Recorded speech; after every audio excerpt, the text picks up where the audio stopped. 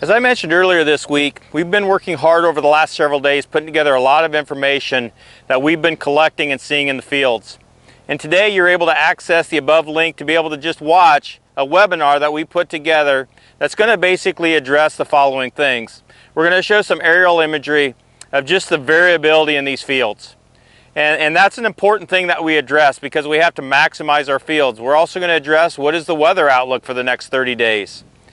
There's a lot of uncertainty about really how much nitrogen does it take to raise a bushel of corn, and we're going to talk about that. What is the best way to sample?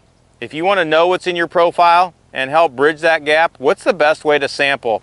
Also around UAN or urea best practices, we're also going to talk about in-season equipment that's on the market today that you can access to deliver some of these solutions, whether they're certain parts of fields that you're using variable rate applications or fields where you need to actually apply treatment to the entire field. Obviously this ties back to return on investment. Those are just a few of the topics that you're going to find in this webinar. So we hope you enjoy it.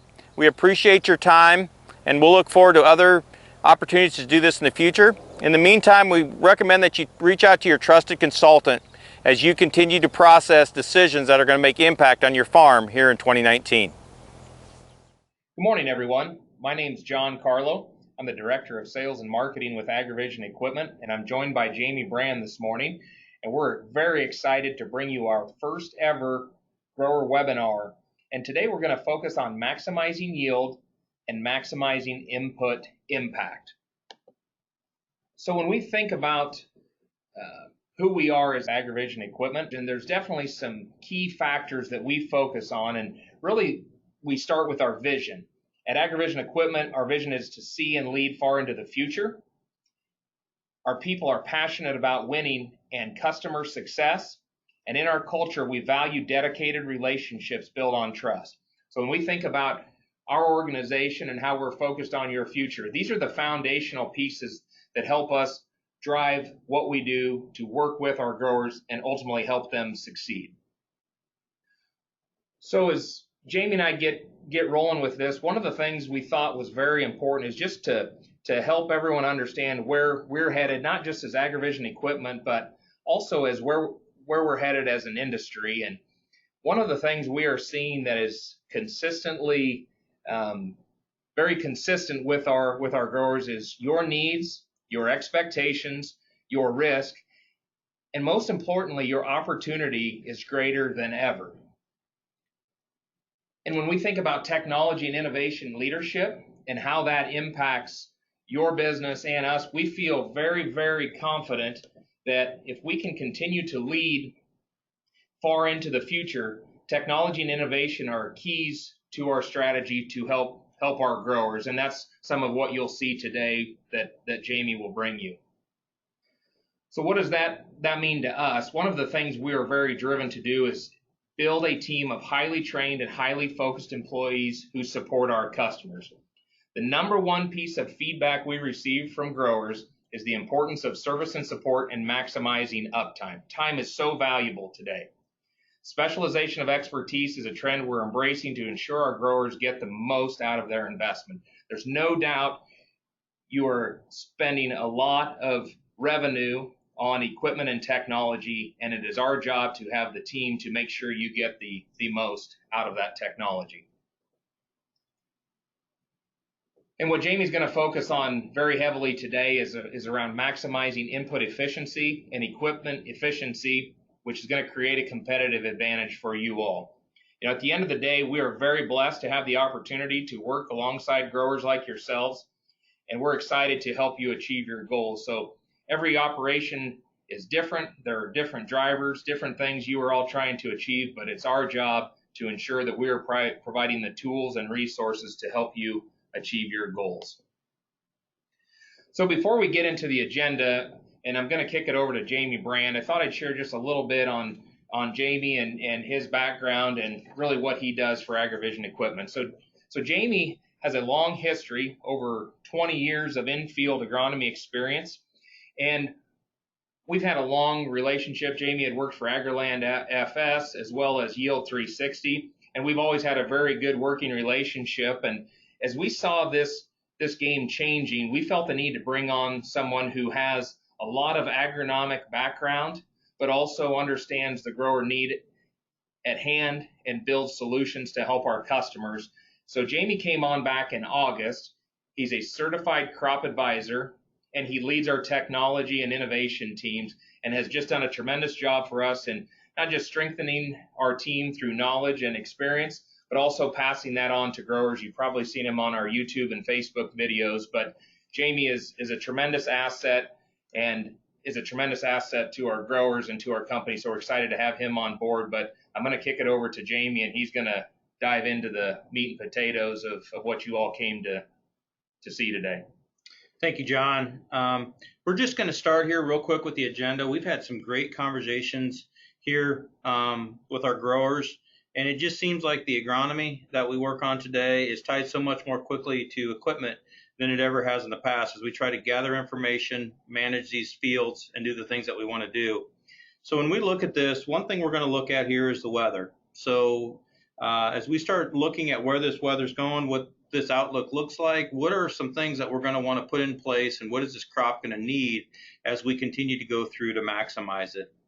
The next question that we're going to address today is really how much N does it take to raise a bushel of corn?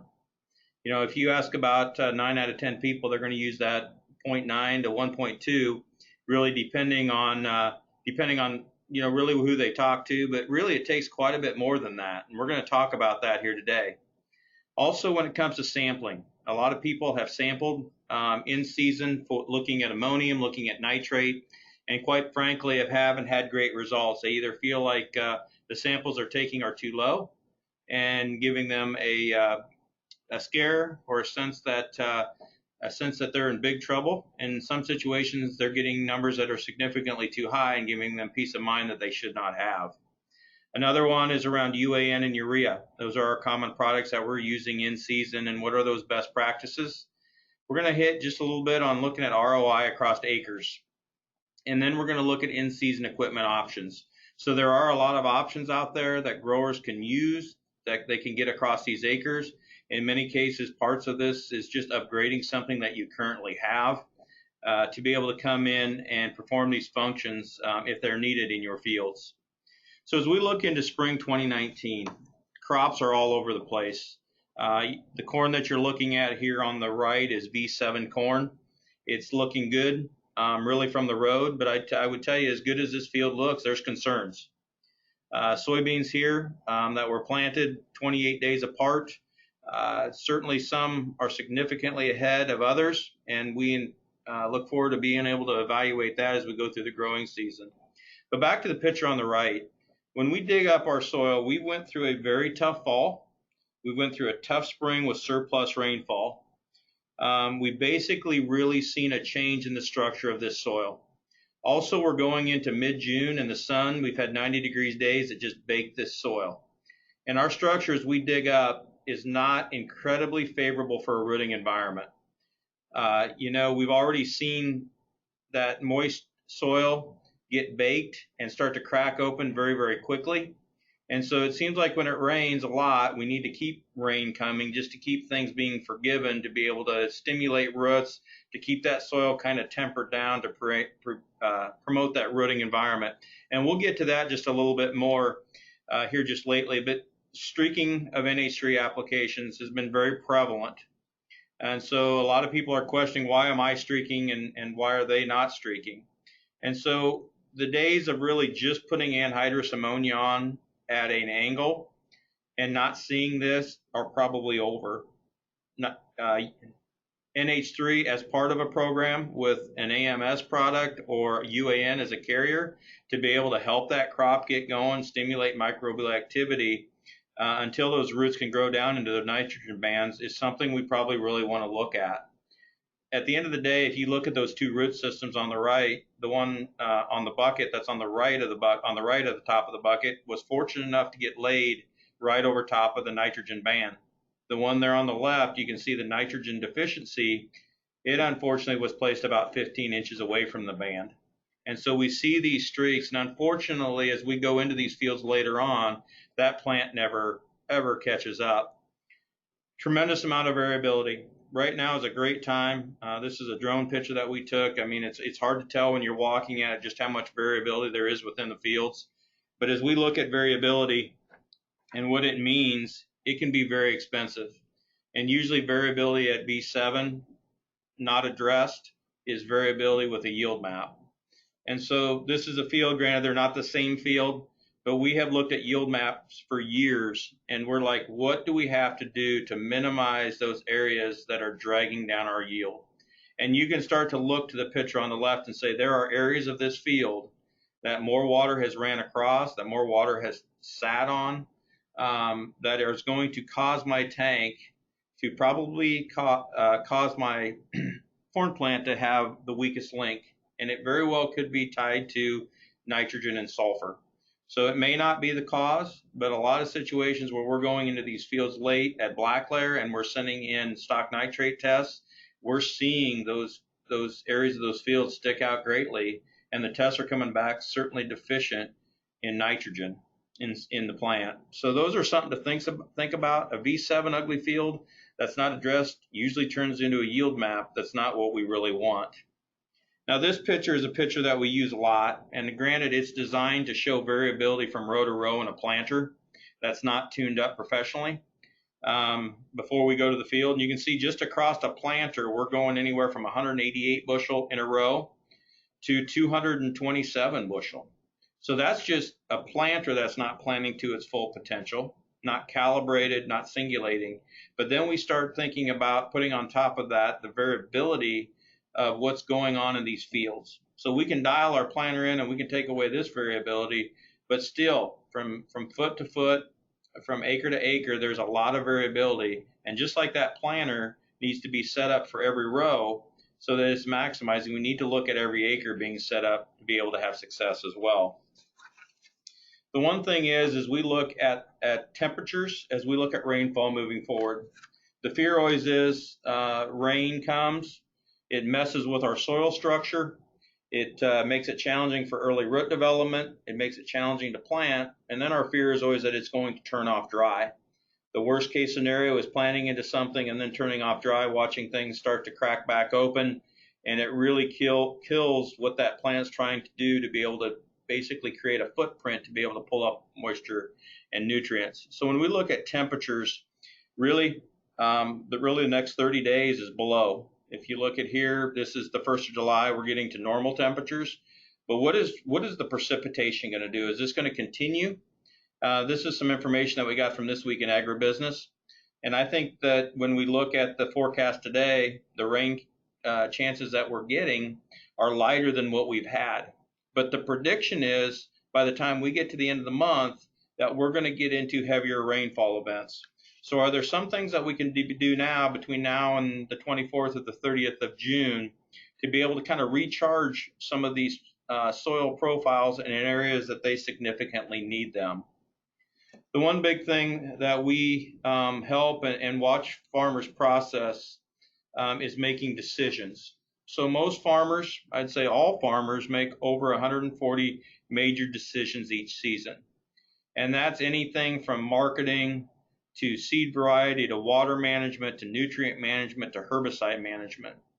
And we continue to try to utilize information to be able to make better decisions, to be able to manage by the foot instead of by the acre. And so as we look at what are the top questions that should be going through your head as you're asking some of these 140 questions, and what should be the questions under the subheading nitrogen as you start thinking about what you maybe should be doing with your crop. So the first question is, when was my nitrogen applied? Is it likely that it's moved? If it was put on in an ammonium form, is it likely that it's converted? Did I use a stabilizer with my application? And how does that impact the conversion and movement? What has been the soil temperature over the period that we're looking at? Obviously, increased soil temperatures means increased microbial activity, which means a speeder conversion, especially when there's air and favorable conditions in the soil. How much precipitation have you had since you made your nitrogen applications? What forms of N did you apply? How did you apply it? What types of soil does your farm contain? Are they likely to be able to have better holding capacity? Are they, in question number 8, are they more adequately drained? That's going to favor that less denitrification. What are your organic matter levels? Soil supply. Over half of the nitrogen that our plants uptake in a corn crop are typically in most soils given to us by the soil in and of itself. And what is the crop potential? There is a demand, and we have to look at this crop and understand what the difference between demand is, what we've applied potentially lost, and what our soils potentially are going to give us in the environment that they set in. So one thing I want to hit on real quick is around denitrification and leaching. I think one thing, because we see so much of it in the news, we think about all of this going down. But quite honestly, I would challenge anyone to say that denitrification may not be the bigger robber over leaching. Denitrification is basically waterlogged soils that soil organisms cannot breathe in, and therefore they're going to that molecule, they're pulling the oxygen off. Once the oxygen is pulled off, it's basically taking that nitrogen and it's moving it up as a gas. When we have high organic matter soils, which are high in carbon, we see this even worse. Right now we have very high organic matter soils. Better off, probably a more clear way to say this, we have a lot of residue on our soils yet from last year. The fact is we had a tough fall. We didn't get much tillage done. We didn't get much degradation last fall, and we're dealing with a lot of residue. A lot of residue, waterlogged soils lead to a lot of denitrification. Certainly, as we get to the profile and it becomes in a non-stable form, we start to see nitrate go down and we start to see it leave us and move outside of the root zone. So those are just some things to think about. Leaching is definitely a piece of it, but denitrification needs to be right there with it when we start talking about potential loss. So what do we need for uptake, and when is it uptake, and when is a product like nitrogen or sulfur uptook? And we're going to talk about that a little bit. So one of the things real quick is for years and years of being in agronomy, we would ask a grower what his yield goal was, and we would say, do you want to put in a pound per bushel that you're hoping to produce, or 1.2? But the truth is, we basically used a generic number in that was driven towards farmer applied nitrogen. The truth is that the corn crop consumes about 1.6 pounds of nitrogen per bushel. And so if we start to look at that and we start to look at what that means, if you look at a 200 bushel corn crop, that's nearly 320 pounds of nitrogen. None of us apply 320 pounds of nitrogen.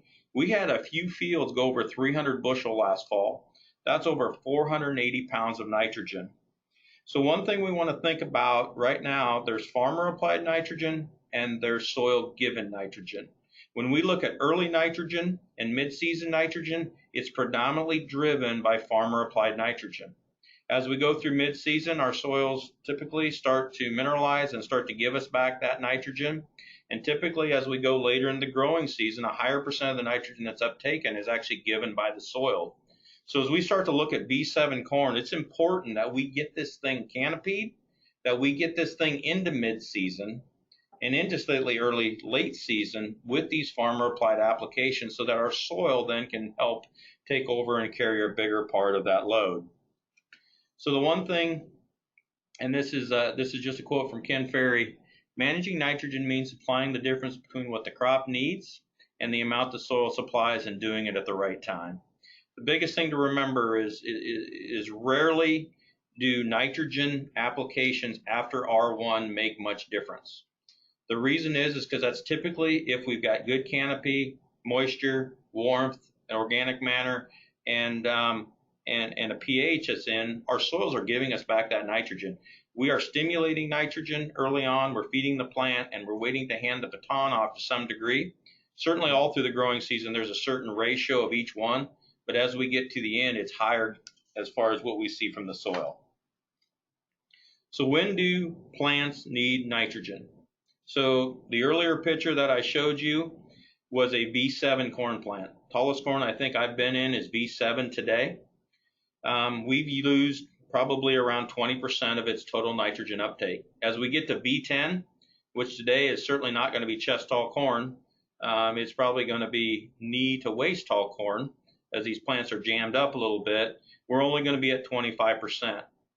So as we start to get this thing towards canopy and we start to think about this, as we go past waist tall corn, some years maybe a B10 is closer to chest tall corn, we still need to uptake a significant amount of nitrogen. The one thing to keep track of that I'm going to hit here, and maybe the only time I hit here, is around sulfur. Sulfur is so important. 52% of the sulfur is taken up after we move into the reproductive stage. Sulfur typically moves into the mobile form, and it can be very, very advantageous that when we're putting nitrogen in this crop, we absolutely need to be putting sulfur with it as well. We're going to be side dressing our plot here in just a few days. We're going to be putting on roughly about 14 gallon of 32%, and we're going to be putting on 3 gallons of ATS along with Agritane. And so that's just something to keep track of and keep your thought as well. So as we look at this root system, you know, our corn's all over the place. We try to put it in 2 inches deep. We get ourselves into V1. We're still living off of the kernel. We're starting to shoot out those nodal roots. We get into that later V2, V3, and we start to move away from feeding off the seed to actually starting to uptake nutrients out of the soil. And certainly our need for nitrogen is light, but it needs to be there. As we move into that next stage, now our corn's getting knee high, and as you can see that root pit there on the right, that's basically a corn plant that's well into the reproductive stages, and we just continue to go down and making sure that those nitrogen needs are met all the way through. Our sulfur needs are met. And right now we are in a little bit of a challenging rooting environment. Even our best looking corn right now, I would say our soil structure is not what we would love for it to be based on just the fall, the winter, the spring that we have went through. So one of the questions is, how do we sample for accurate results? And so you'll see on the right there John Stubedek, which is out of our Hamburg locations. He's a young gentleman that just joined us, and he's been out doing a lot of sample. I think he's taken over 200 samples. The one thing I want to point out, you'll see the board on the left, and the reason that is out there is because actually what those tracks are, they're anhydrous tracks. And the thing is when we come in and we ban a nutrient like anhydrous ammonia, but it's designed to be a complete full profile charged product, we can't just stick the probe in anywhere and take a few samples because we don't know if we're in the hot spot or we don't know if we're just in the soil residual spot. So the key is if you know you've got 30-inch spacing, make sure you're getting cores inside and outside of those bands. If you drop a board like this that's 30 inches, you know that you're going to be in and out of it. If you take a sample out of each hole, mix it up and send it either into the lab or in our cases, a lot of times we're running it through the 360 soil scan. This happens to be our setup down at Hamburg, is where our store is not accessible right now. The guys are running samples and working with growers right now to help identify where we have a good corn crop, what our status is as far as needing to bridge the gap between demand and what currently we have between what we believe the soil will give and potentially maybe what we lost from a farmer application. The other thing I want to point out is we keep talking about this 0 to 12 and 12 to 24. Imagine if you're a root system going into the soil of 0 to 12. It's much more luscious. It's like eating a steak. It's much more, it's much less restrictive. It typically can carry more oxygen. It's typically carrying more nutrients. As we get down to that 12 to 24, we definitely have roots down in that environment, but the majority of our uptake is taken in that top 7, 8, 9 inches of soil in about a 7 or 8 inch band, 4 to 5 inches on each side of the root. So it's important to go down and take samples 0 to 12, mix those up. It's important to go down to 12 to 24 and realize that the roots are going to get out there. Some of that's going to be accessible, but probably not all that you're reading in those tests. One thing I want to hit on real quick is when we look at nitrogen, we think of that as being a major nutrient. Therefore, a major nutrient means that we apply a lot. And it may appear to be that is what we do. But in all honesty, if we're going out and applying 60 pounds of actual N with UAN, and we're out doing that, about every plant only gets about 2 cc's. And that takes you back to your early days of working with livestock. 2 cc's is not much.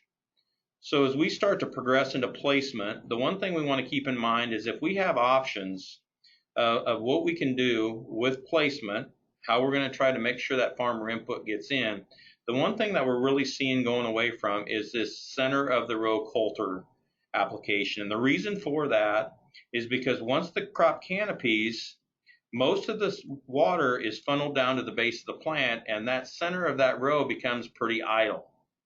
And so today, Unverferth actually has a product that you can put both in the middle of the row, and you can also put it right up to get to the row. That's newer progression. There's also some new options that we're going to show that put it right up against the row. And certainly Post-Urea helps bring that, broad that across so it's not all just stuck in the middle of the row. One thing we found with just putting it in the middle of the row is the fact that we're seeing nitrogen deficiency in fields. This one has some nitrogen and potassium deficiency. You can see the pollen is dropped, and we're like, we got 170 pounds on the, I think close to 210 pounds of nitrogen on this field. Why are we burning up? And so we went out and we dropped this board, familiar board, and we dropped it in the center, knowing that the nitrogen band was in the center. And basically hole number 1 was right up against a corn root or corn stalk, and the last hole was right up against a corn stalk, and the center of the row was basically where that coulter ran at B9. And so we're seeing nitrogen deficiency after tassel, and a significant amount of this nitrogen that's still sitting in the center of the row. And that's driven by the fact that the corn plant, once it really gets up to knee high, and maybe not even, it is a savage to be able to collect that moisture and drive it into the root system. And the center of that row really becomes less relevant. So what are some other options? So here you can see where I cut the stalks off and basically just showed you one option that we'll show you later is putting it up next to the stalk. Again, each plant is only going to get 2.2 cc's at 60 pounds of actual UAN. And so just start thinking that that is not much product that we're putting out there, that we want to make sure that we have a high probability of getting it into the plant. Another one that's really commonly used today is Post-Urea. And Post-Urea blankets the profile, it spreads it throughout the profile. And this is kind of what the soil would look like putting on 60 pounds of actual N with urea. And so, the one thing that I would tell as we progress, Unverferth has a product that has a combination. Certainly 360 has Y drops that put it right up against the row. And Post-Urea is another option as far as being able to more uniformly bring that across the entire profile. So what does this mean? If you're a corn plant, and what are your needs? You start thinking about your corn today. At the end of the day, each root system is going to uptake 25 to 35 gallons of water. Part of that is driven by the fact that the leaf structure drives that water funnels that water into the plant. Once the corn plant gets really knee to waist high, a farmer is going to apply about 5.67 cc's. That's if he were to apply 180 pounds of UAN. The soil needs to give an equivalent of that same 5.67 cc's. And so you're talking 30 to 35 gallons of water, and you're looking for a total of 12 cc's uptake per plant. Is something that we really need to think about when we are managing our nitrogen, especially when we're managing our nitrogen in a year where we potentially lost some. One other thing is, what is your product of choice? So there's a lot of things around UAN and urea. And what is your return on investment of those pounds? Both of those products are good products. When you look at UAN, you are 25% nitrate, you're 25% ammonium, and you're 50% urea. When we look about loss and the loss of farmer applied nutrients, specifically to urea, it's driven by urea. It's not driven by nitrate. It's not driven by ammonium, because once you put those on, they're going to stay there. So the biggest thing that we want to strongly suggest is the use of products like Agrotane or Limus. One of the probably the biggest misnomers in today's environment is we throw everything into the label of stabilizer. Make sure you ask a lot of questions. Stabilizers like Instinct are more like an N-Serve product. Products like Agrotane are going to protect the urea part of that for up to 21 days. So those products are proven to work. Agrotane, urea, I'm sure there's other ones on the market that you guys look at. When we start to look at this outlook, if we're concerned about these applications that are surface applied, we really want to make sure there is a product in there like Agrotane or Limus.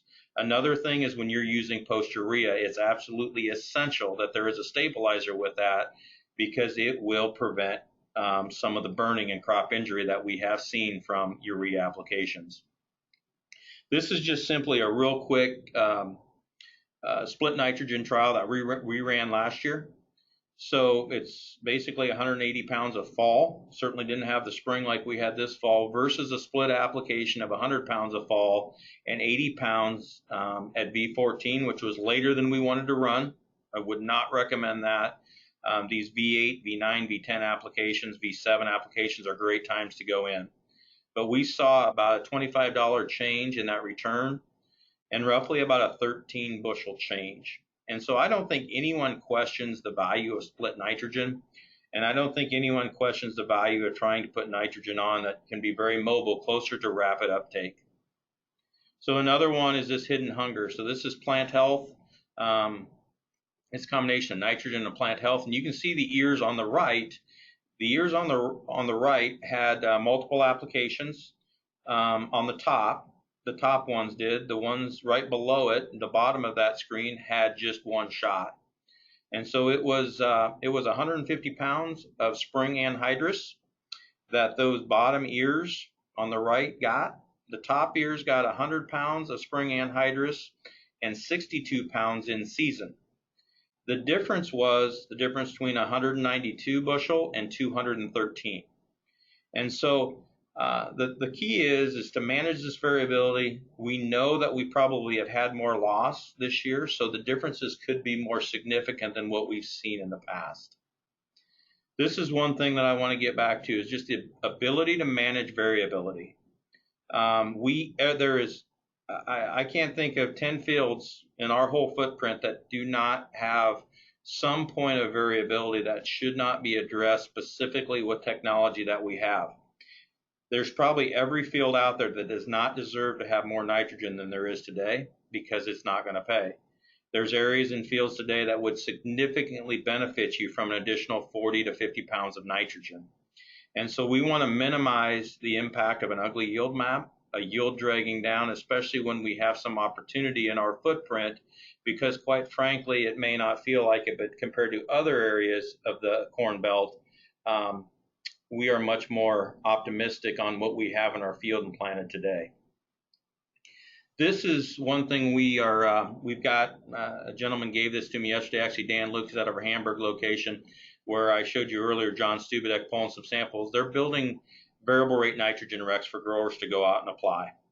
Whether you work with your ag retailer or a seed consultant, whoever you work with, we're not here to give you recommendations. We're here to show you some tools and what we're finding based over the last 4 or 5 years of heavy nitrogen research, education, thousands of samples that have been pulled to be able to do that. It's very simple today. We should not be in these fields very many times throughout the growing seasons without doing something that's variable, addressing the variable soils, the variable moisture runoff, the variable drainage, the variable soil conditions that we're running into. And this is just an example of what that would be. Each acre must win when it comes to profitability. And so the one thing I want to point out here is each field that we have has variability. You're spending somewhere probably between 700 and 550 acres to put this crop in.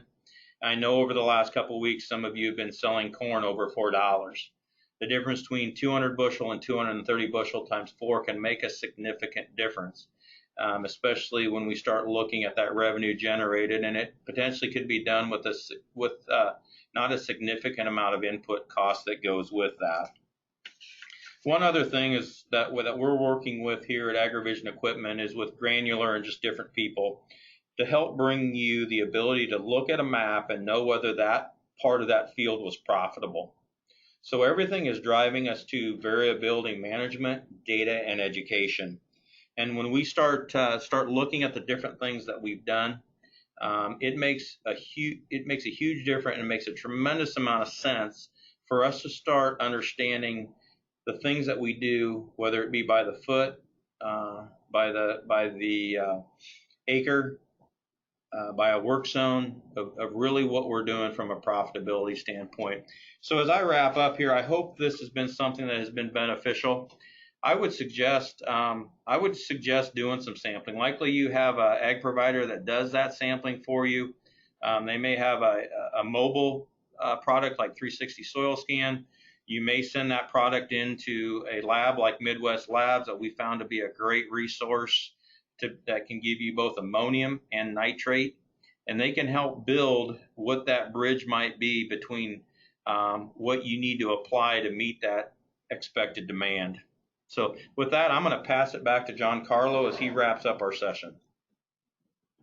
Absolutely. Thanks, Jamie. Appreciate that insight for sure. So as we wind this down, one of the things we wanted to make sure we helped our customers understand is we're working very closely with our sales and technology teams to make sure that they are equipped to answer questions, and we sure encourage you all to get a hold of them if there are things that you've learned today that you have more questions on. Definitely reach out, and we'll make sure we work with you to figure ways out to help you. One of the things too we get a lot of questions on, and we're getting a lot more questions on this year just based on the current conditions, is what are the different tools or what are the different application options that we have. So as you can see on the slide, the Y-Drop solution is one that's been pretty widely adopted over the last 3 years. We've sold multiple rows of this system and have had a tremendous amount of success. And again, to Jamie's point, it gives us some options at the different stages of that plant's life to get the right product in the right place.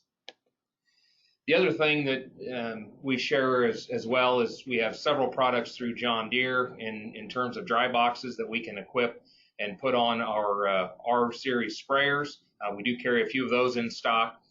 We've sold multiple Nutramax products through Unverferth Manufacturing. Those come in different row configurations, and again, have multiple options on ensuring we get that product where we want it. As well as Kuhn, we've had several customers over the last several years that have adopted a 3-point spreader that allows them to get out there in that crop with minimal crop damage and getting dry products applied. So again, if you have questions or as you think about what Jamie shared today, please don't hesitate to reach out to your sales professional with AgriVision Equipment, and we'll make sure that we talk through solutions that we offer. And if there are things that you've researched that we need to be considering, we'd love your feedback, and we'd be more than happy to look into carrying other products to help you as well. So with that being said, appreciate everyone's time today, and we definitely want your feedback. So please text us your questions and or comments at the number on the screen, which is 712-382-1862. We love your feedback, and if you have ideas for future webinars, we'd be more than happy to take your feedback and input, and we look forward to catching up again soon. So on behalf of everyone here at AgriVision Equipment, we appreciate our relationship and the opportunities you give us, and we look forward to working together in the future. Thanks, and have a safe summer.